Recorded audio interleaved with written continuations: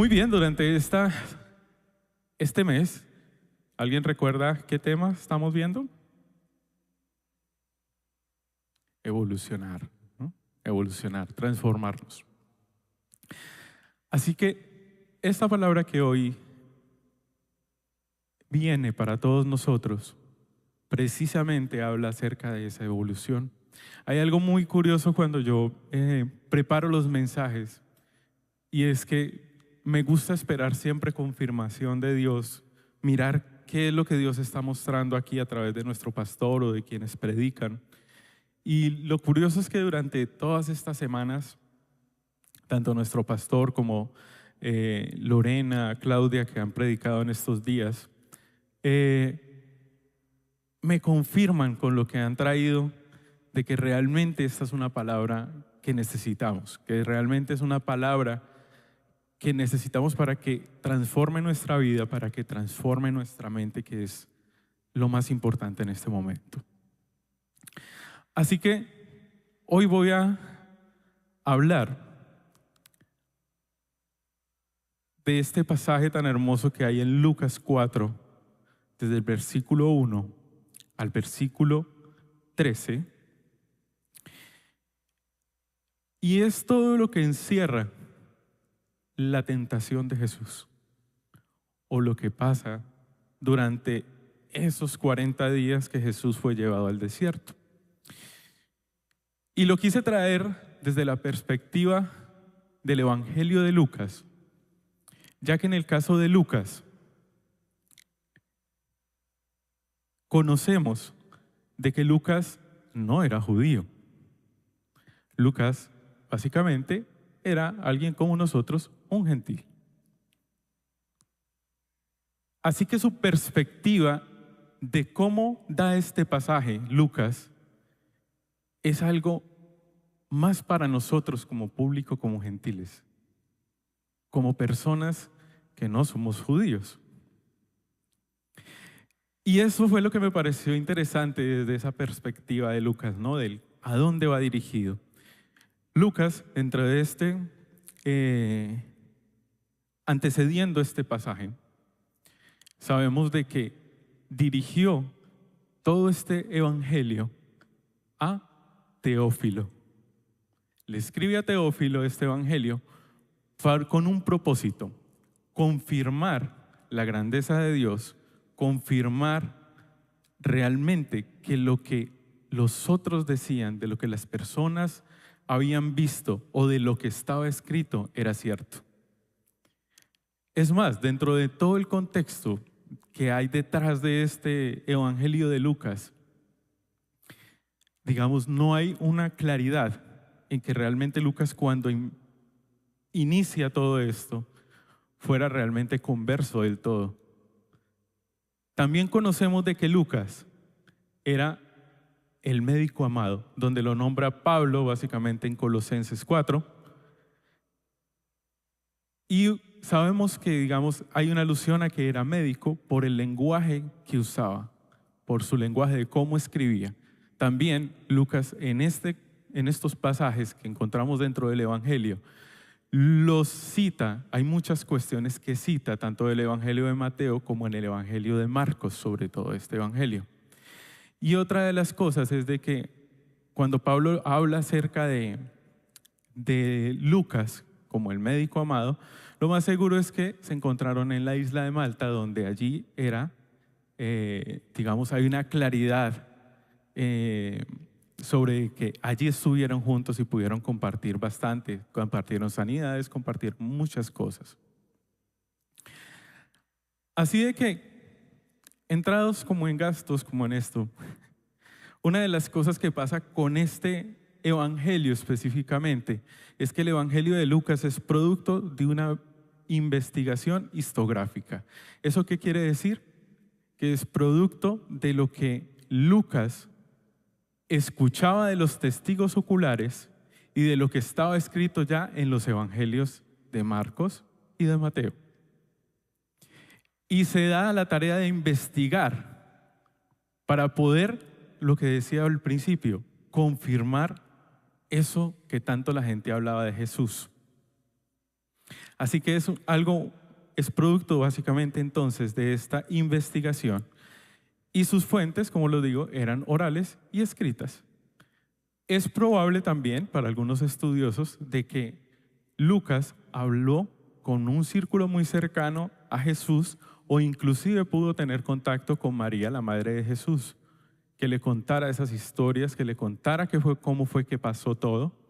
Así que todo esto es producto de ello. Vamos entonces a leer Lucas, capítulo 4, versículos 1 al 13. Dice, entonces, ¿tenemos el versículo ya? Tranquilos, primero los versículos. Eso. Entonces Jesús, lleno del Espíritu Santo, regresó del río Jordán y fue guiado por el Espíritu en el desierto, donde fue tentado por el diablo durante 40 días. Jesús no comió nada en todo ese tiempo y comenzó a tener mucha hambre. Entonces el diablo le dijo, si eres el Hijo de Dios, dile a esta piedra que se transforme en pan. Jesús le dijo, no.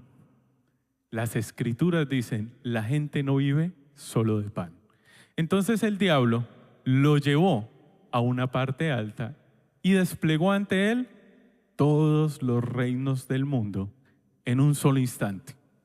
También dice, te daré la gloria de todos estos reinos y autoridad sobre ellos, le dijo el diablo, porque son míos para dárselos a quien yo quiera.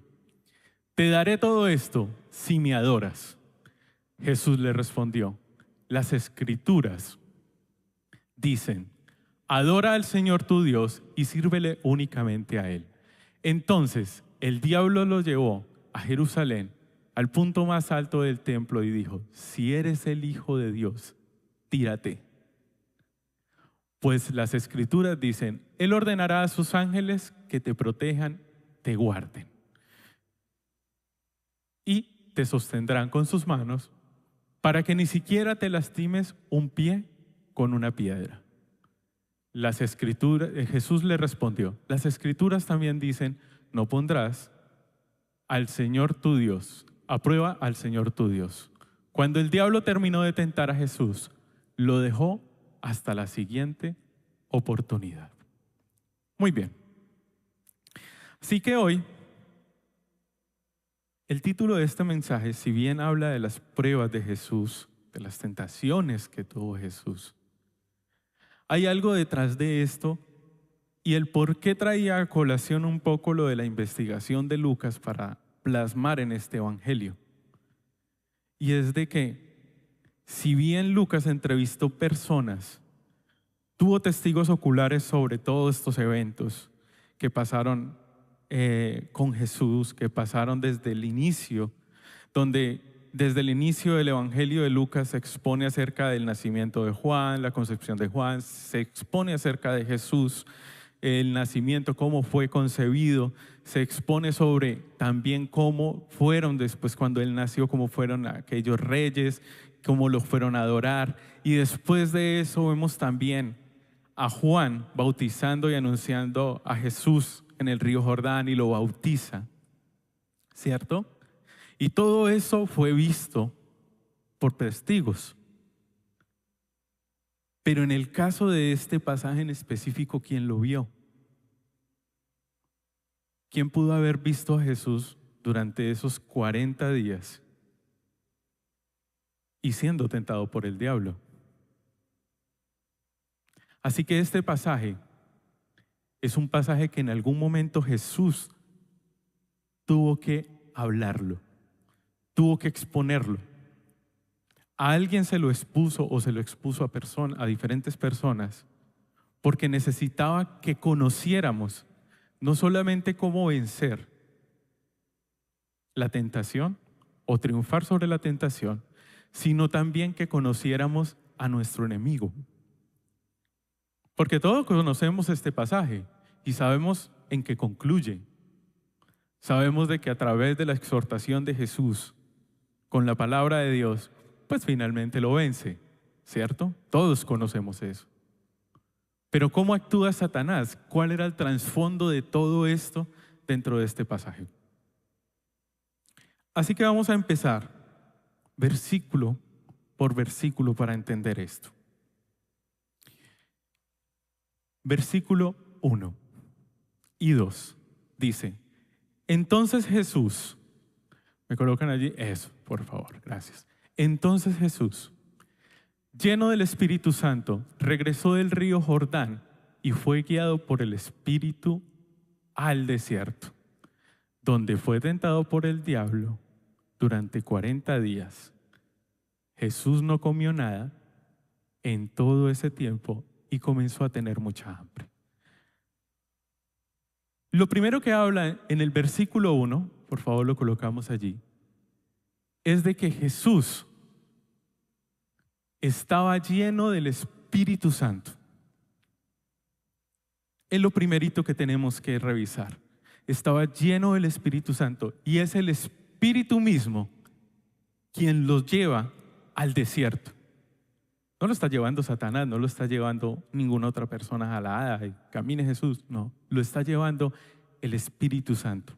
Y es algo que pasa justamente después del bautizo de Jesús, donde conocemos ya esa escena de que se abren los cielos y Dios habla y este es mi Hijo amado, desciende el Espíritu en forma de paloma y está todo este contexto.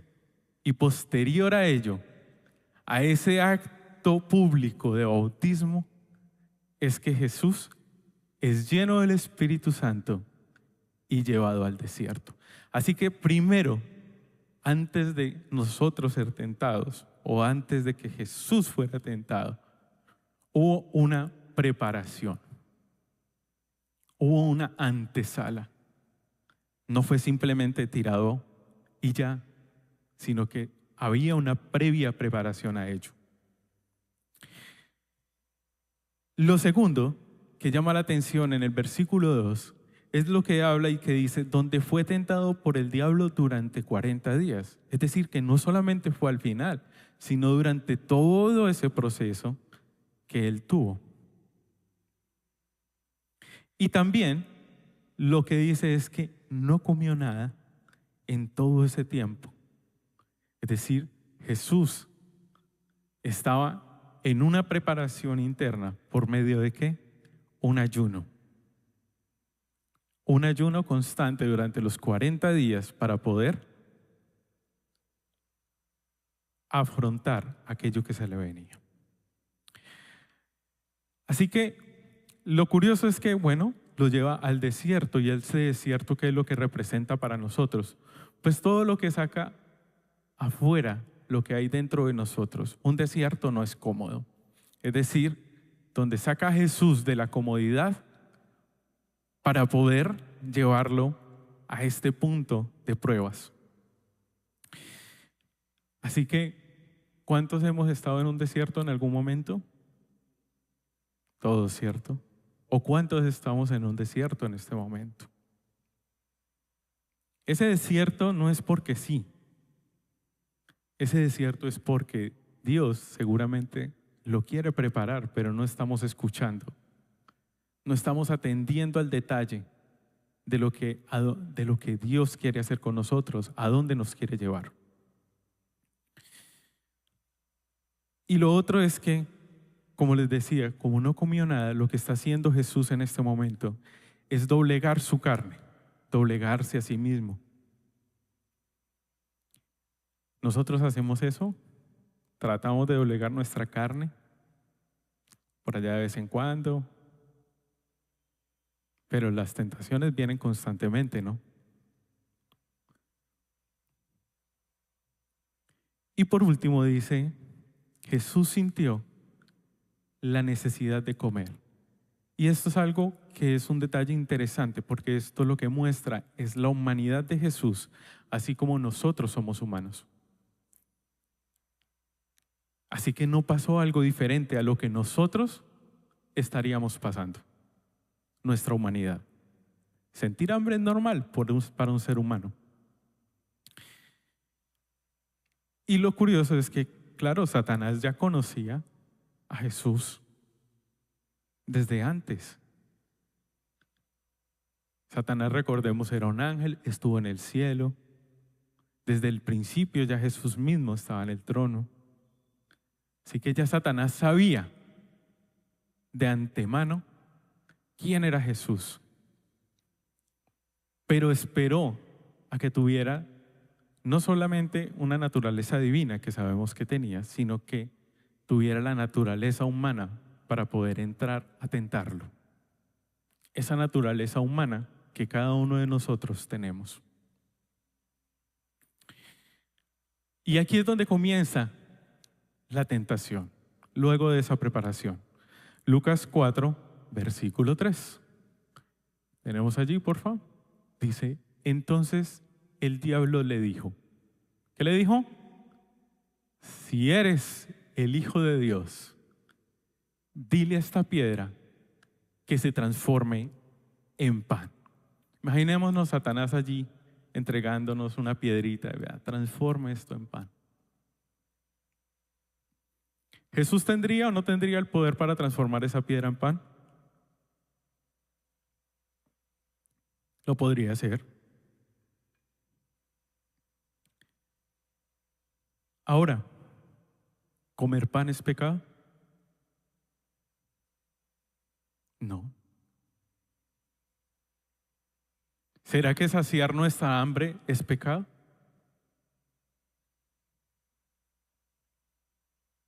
Interesante, ¿no? No es pecado saciar nuestra hambre. Si tenemos hambre, pues comemos. Y eso no nos hace pecadores. Pero aquí, la clave de este versículo no está en el pan. No está en que Jesús haga un milagro como lo sabía hacer.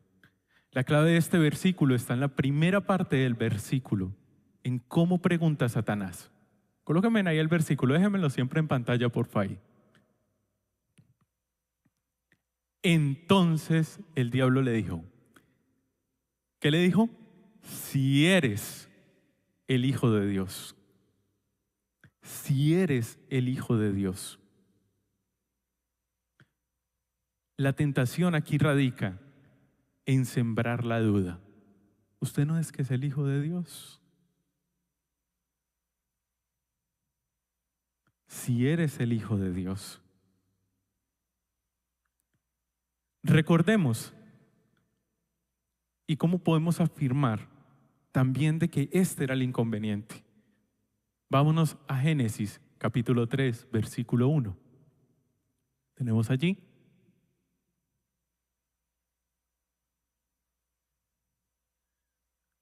Entonces, Génesis capítulo 3, versículo 1, ¿no lo tenemos? Ok, bueno. Yo se lo voy a ir leyendo aquí. Dice, la serpiente era el más astuto de todos los animales salvajes que el Señor había hecho.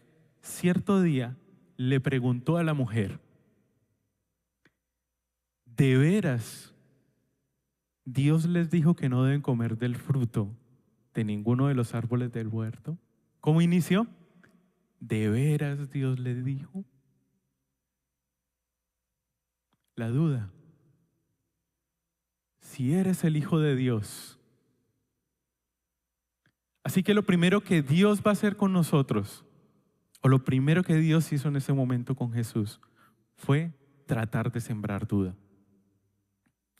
¿Cuántas veces no nos han dicho, y si Dios existiera, ¿por qué entonces pasa esto? ¿O por qué hay cosas malas?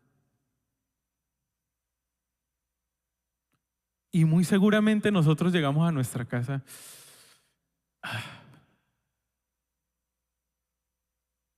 que no sabemos ni qué responder. Y muchas veces quedamos inclusive, a veces con la duda dentro de nosotros. Y no nos damos cuenta de que Satanás nos está haciendo, tratar de que entremos en qué? En duda de la existencia de Dios, en duda de que somos hijos de Dios, en duda de que Él es el soberano. Y con esa duda ya se siembra la tentación.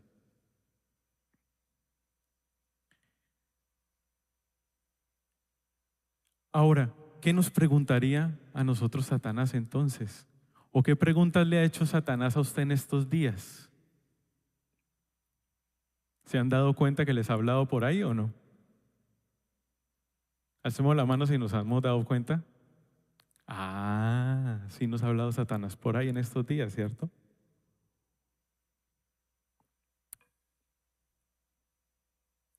Así que lo primero que va a hacer Satanás es sembrar duda a través de el cuestionamiento de nuestra relación con Dios. ¿Qué relación tenemos con Dios?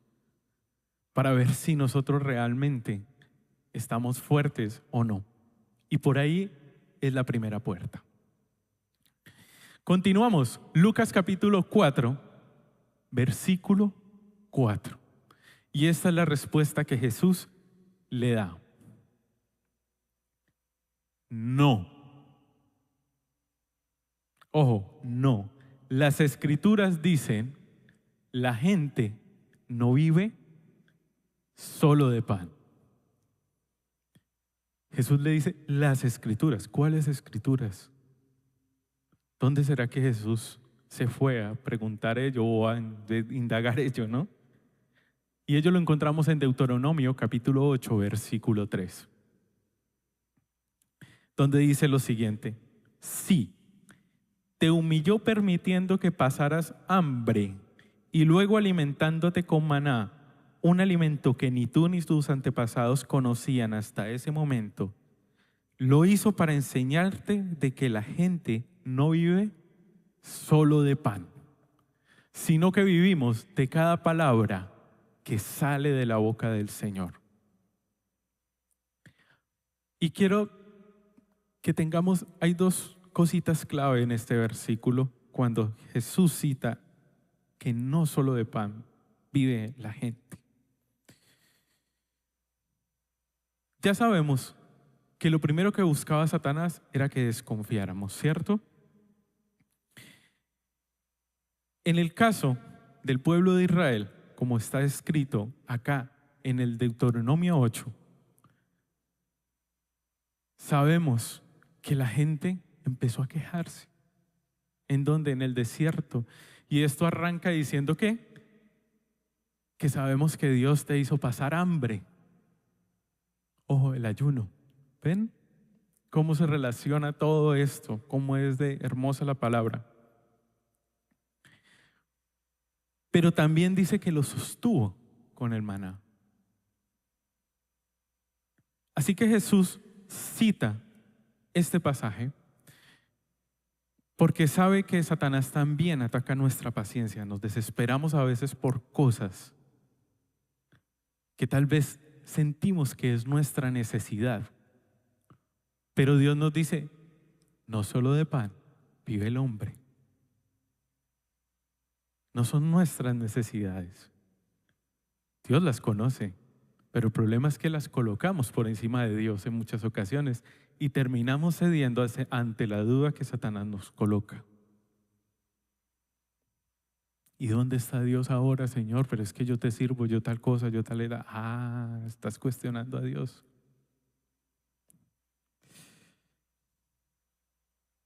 Isaías capítulo 41:10 dice lo siguiente: no tengas miedo, porque yo estoy contigo. No te desalientes, porque yo soy tu Dios. Te daré fuerzas y te ayudaré. Te sostendré con mi mano derecha victoriosa. A esto es lo que se refiere Jesús con que no solo de pan vivirá el hombre, es su palabra por la cual realmente nosotros vivimos. Es nuestra confianza en Él la que nos da la fuerza y es nuestro compromiso con Él lo que nos da el aliento para seguir adelante en medio de nuestros desiertos. Así que, ¿será que realmente estamos viviendo su palabra? No solamente la estamos escuchando, ¿la estamos aplicando? Siguiente tentación. Lucas capítulo 4, 5 al 7. Entonces el diablo, tenemos allí el versículo, sí, eso. Entonces el diablo lo llevó a una parte alta y desplegó ante él, ¿qué? todos los reinos del cielo. Imagínense ustedes parados aquí alto y ven todo. Y desplegó ante él todos los reinos del cielo, todos los reinos del mundo, ¿en un qué? En un solo instante. Y dijo, ¿qué dijo? Te daré la gloria de los reinos, autoridad sobre ellos, le dijo el diablo, porque son míos para dárselos ¿a quién? A quien yo quiera. Ah, mentiroso el diablo, cuando nos está diciendo que de él son todos los reinos. En la palabra nunca figura de que de él sean todos los reinos. En la palabra figura de que él es el príncipe de este mundo. Así que su actuar está sobre nosotros, sobre nuestras mentes, sobre nuestros corazones. Pero él no es el dueño de la plata y el oro.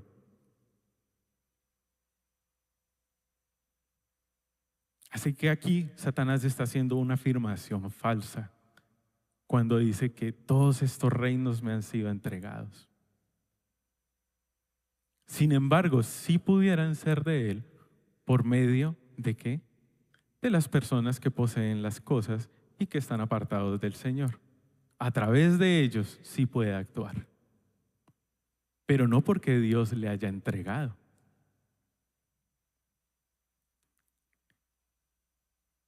Y una de las cosas interesantes es que aquí Satanás, por medio de esta mentira, lo que está haciendo es intentando igualar a Dios.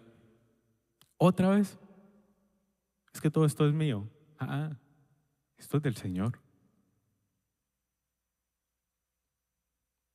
No era de Satanás. Pero se nos olvida lo que dice en Salmos capítulo 2, versículo 8. Tan solo pídelo y te daré como herencia las naciones, toda la tierra como posesión tuya. ¿Ven cómo Satanás intentó igualar esto? Lo que Dios nos da. Pero a veces creemos de que, claro, no, Satanás no lo puede ofrecer. Y terminamos cediendo ante esa vanagloria. Terminamos cediendo ante estas cosas, ante tal vez las riquezas y esto, desenfocándonos del Señor. Así que aquí, realmente, todo esto. Y se me olvidaba un versículo importante. El versículo 7, donde dice, te daré todo esto, ¿sí qué? Si me adoras. Ahora, pues nosotros no nos vamos a poner a adorar a Satanás, ¿no? Ni bobos que fuéramos, ¿cierto? Pero recordemos que la adoración no es solamente arrodillarnos. Así que aquí la verdadera tentación no era que Jesús se arrodillara ante Satanás o que le cantara a Satanás, sino que la verdadera tentación aquí radicaba en el cambio de autoridad, en reconocer a Satanás como una autoridad y no a Dios. Pero sabemos de que de Él era todo. Él lo tenía claro. Dice, segunda carta a los Corintios, capítulo 4, versículo 4, Satanás, quien es el Dios de este mundo, recordemos, ha cegado la mente de los que no creen. Son incapaces de ver la gloriosa luz de la buena noticia. No entienden este mensaje acerca de la gloria de Cristo, quien es la imagen exacta de Dios. Así que lo que Satanás sí tiene poderes sobre quiénes, los que no creen. Y los que no creen, pues pueden tener posesiones, sabemos que sí. ¿Y acaso no nos ha dicho Dios también de que esas posesiones también serán de nosotros? Pero ¿quién quería ofrecerlas o quién nos las quiere ofrecer? Satanás. En algún momento, voy a hacer un resumen chiquitico, a mi papá, hace muchos años, cuando era la época de los narcos y que había tanto narco aquí en el norte del valle, le ofrecieron cosas. Llegó Satanás. Te ofrezco toda esta gloria, con maletines llenos de dólares. Casi acepta. Y yo creo que si mi papá hubiera aceptado, no estaría yo aquí en este púlpito hoy. Pero no aceptó. Dios tenía un propósito mejor y que estuviera aquí parado hoy hablando de ello. Así que Dios nos guarda. Dios realmente tiene cuidado sobre nosotros. No nos podemos dejar deslumbrar de lo que nos ofrece este mundo. No nos podemos dejar deslumbrar de, ya salió el nuevo teléfono. Tengo que tenerlo porque es que si no lo tengo, estoy out. No es necesario. El Señor tiene cuidado de cada uno de nosotros y Él nos provee todo en la medida que nosotros podemos administrarlo. Recordemos eso en la parábola de el jefe con sus 3 siervos, ¿no? Él nos da lo que nosotros necesitamos y sabe qué podemos administrar y qué no. El problema es que queremos acelerar a veces las cosas. ¿Y cómo responde Jesús? En Lucas capítulo 4, versículo 8. Jesús le respondió: las Escrituras dicen, adora al Señor tu Dios y sírvele únicamente a Él. Algo que Jesús cita nuevamente de Deuteronomio, en este caso, capítulo 6, versículo 13, donde dice, teme al Señor y sírvele a Él. Así que Jesús tenía clara cuál era su posición en ese momento. ¿Realmente nosotros estamos teniendo clara cuál es nuestra posición en Jesús? ¿Sabemos dónde estamos parados? ¿Sabemos realmente a quién servimos? ¿Y aplicamos eso de a quién realmente estamos sirviendo? Y viene la última tentación. Lucas capítulo 4, versículos 9 al 11. Dice, entonces, el diablo lo llevó a Jerusalén, al punto que más alto del templo. ¿Y cómo le pregunta? Si él sigue intentando, él no se da por vencido.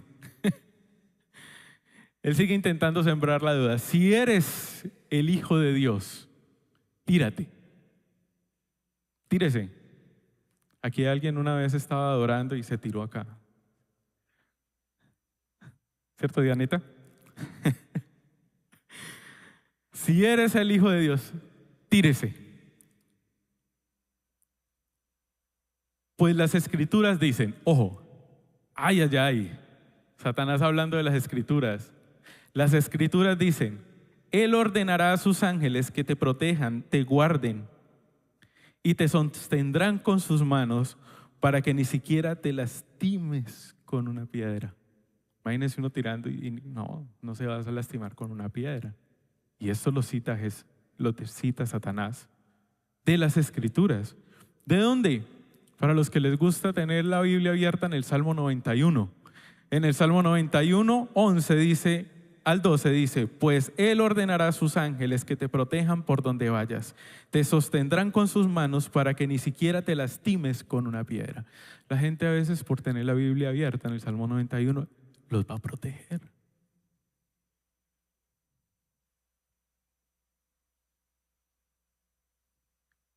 Y esto lo cita Satanás del Salmo ¿qué? 91.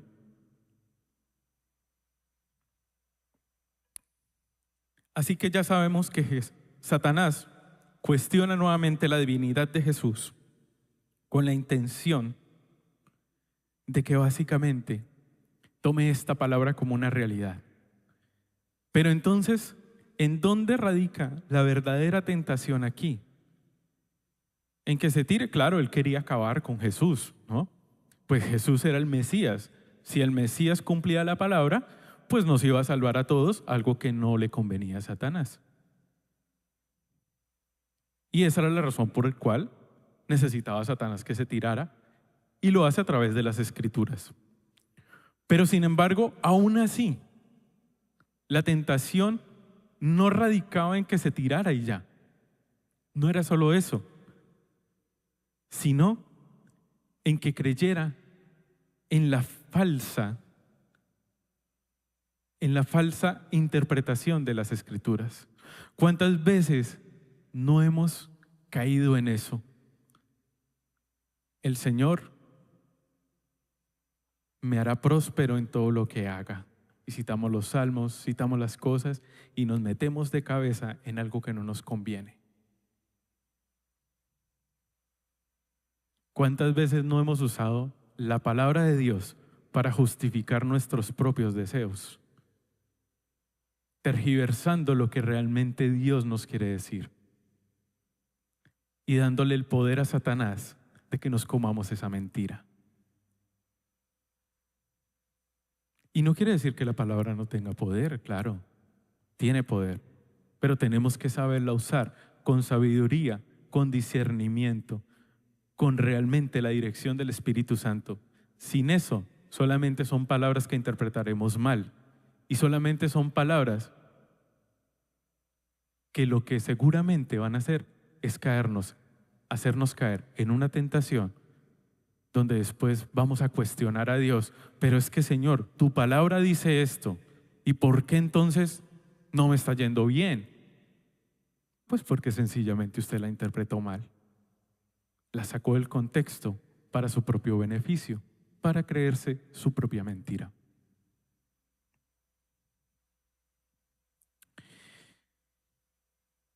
¿Y qué responde Jesús? Jesús le respondió: las Escrituras también dicen, no pondrás a prueba al Señor tu Dios. Y eso lo cita de Deuteronomio nuevamente, capítulo 6, versículo 16, donde dice, no pondrás a prueba al Señor tu Dios, como cuando te quejaste contra Él en Masá. ¿Masá qué significa? ¿Y de dónde sale la palabra Masá en este caso? Es del Éxodo 17, Éxodo 17, versículo 7, donde dice, entonces Moisés llamó al lugar Masá, aquel lugar Masá que significa prueba, y Meriba, que significa discusión, porque el pueblo de Israel discutió con Moisés y puso a prueba al Señor diciendo, ojo, ¿cómo lo puso a prueba? ¿Está o no está el Señor aquí con nosotros? ¿Cómo ponemos a prueba al Señor? Con el simplemente hecho de cuestionarlo.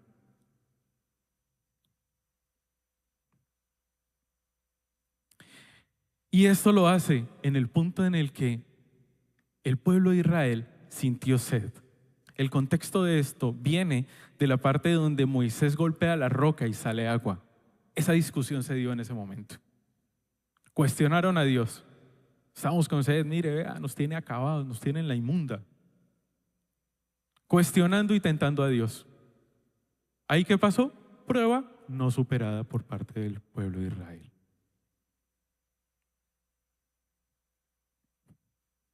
¿Cuántas veces hemos cuestionado al Señor tentándolo? A veces creemos que tentarlo solamente lo relacionamos con, por ejemplo, ay, me voy a pasar esta calle así a ciegas a ver si me pisan o no me pisan. No. Si cuestionamos a Dios, lo estamos tentando. Amén. Y finalmente viene el triunfo de Jesús. Dice Lucas capítulo 4, versículo 13, cuando el diablo terminó de tentar a Jesús, lo dejó hasta la siguiente oportunidad. O sea que él no iba a parar ahí.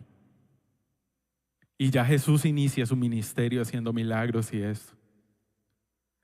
¿Dónde más viene el Satanás? Recordemos por allá un versículo que nos citó Claudia el miércoles, donde se le acerca a Pedro y le dice unas cosas a Jesús ¿Y qué le dice Jesús? Satanás, apártate de mí. Pero también Satanás utiliza esa naturaleza humana de Jesús en el huerto del Getsemaní. Señor, si es posible, pasa de mí esta copa. Ahí es donde se ve revelada esa humanidad de Jesús.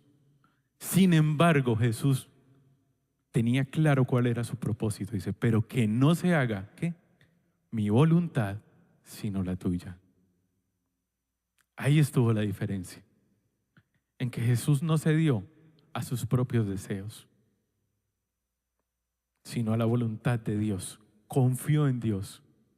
¿Realmente estamos confiando en Dios? ¿Realmente le creemos a Dios? Entonces, la Biblia básicamente nos muestra dos escenarios donde Satanás literalmente viene a tentar. Uno, en el Edén, donde está Adán y Eva, viene a tentar a Eva. Primeramente, y consigo se llevaba a Adán por ahí derecho. Y dos, en esta escena donde Jesús es tentado en el medio del desierto. Pero ¿por qué Satanás solamente aparece allí literalmente y no aparece en ninguna otra parte de la Biblia? Aparece a través de personas. Y la figura de Satanás, digamos, sigue siendo allí algo que cita la palabra. Sin embargo, literalmente, la aparición de Satanás ahí en persona tentando solamente aparece ahí 2 veces. ¿Cuántas veces no decimos, este Satanás, mire que está aquí tentándome? Satanás está haciendo esto, Satanás haciendo lo otro. Y creemos a veces de que está viniendo ahí personalmente. Y en estas 2 oportunidades donde Satanás aparece, es por una sencilla razón: la santidad y la purificación que había en ese momento. La santidad de Adán y Eva en el momento en el que estaban en el Edén, donde no había mancha. Pero que llega Satanás y coloca esa mancha. Y básicamente se daña la humanidad. Nos jodimos. Pero nuevamente llega alguien que sí era perfecto, el diferente, Jesús, sin mancha alguna. Por eso necesitaba venir Satanás personalmente. De resto, él no necesita venir personalmente. Entonces, ¿qué pasa ahora con nosotros? Dice Santiago 1, 12 al versículo 15. ¿Tenemos allí Santiago? Dios bendice a los que soportan con paciencia las pruebas y las tentaciones, porque después de superadas recibirán ¿qué? La corona de vida que Dios ha prometido a quienes lo aman. Chévere, ¿no? Interesante toda esa promesa de Dios. Dice, cuando sean tentados, acuérdense de no decir, Dios me está tentando. Hasta ahí vamos bien, ¿sí o no? Y dice, Dios nunca es tentado a hacer el mal y jamás tienta a nadie. Y lo que sigue, ¿la tentación de dónde viene? De nuestros propios deseos. Así, señale para adelante y después. Así que ¿dónde está orando Satanás? Dentro de nosotros. ¿Por qué? Porque a pesar de que nosotros somos santos en Cristo, tenemos esto, carne, humanidad.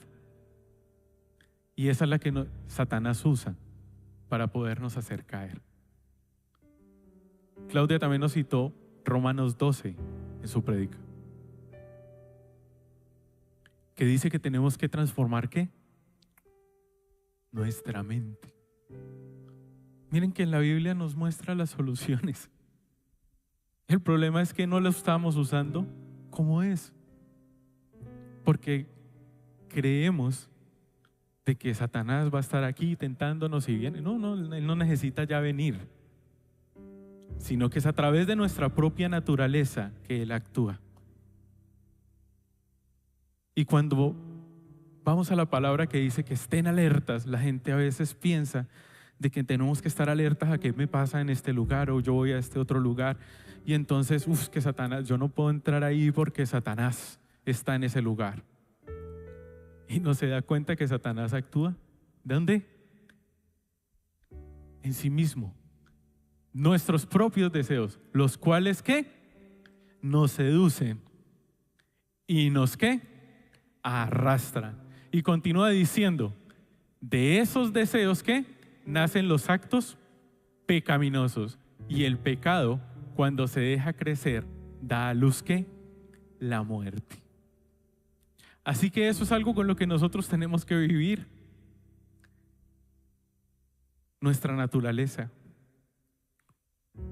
Pero no podemos arrodillarnos delante de esa naturaleza. No podemos cambiar la autoridad. No podemos dejarnos sembrar duda. No podemos cambiar a Dios. ¿Por qué? Por nuestros propios deseos. Porque si no, allí lo que estamos haciendo es postrándonos delante de Satanás. Interesante, ¿no? Efesios capítulo 6, versículo 10 al 11. Ya vamos a terminar. Una palabra final.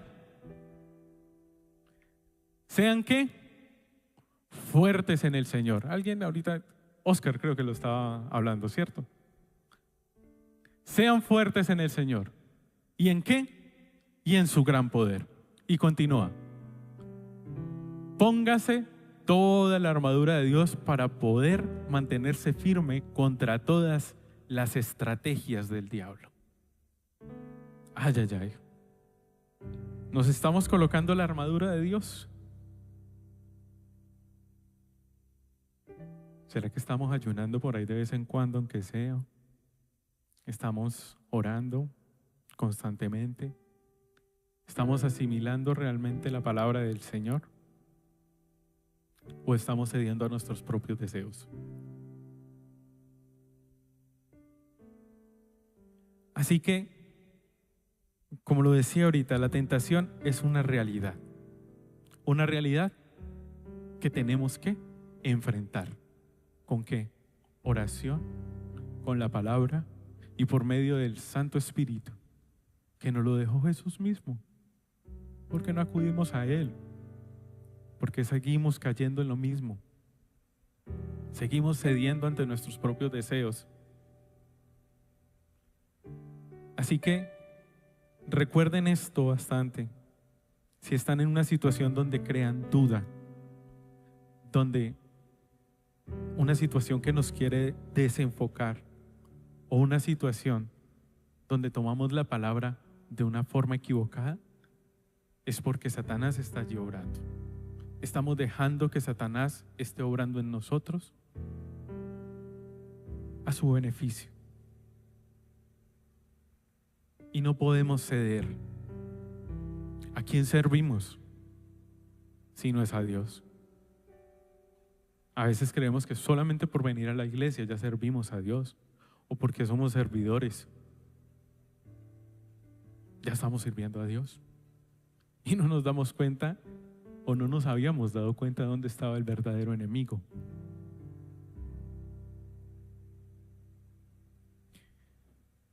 ¿Cuántos entonces aquí esta mañana están siendo tentados o han sido tentados? Alcemos la mano.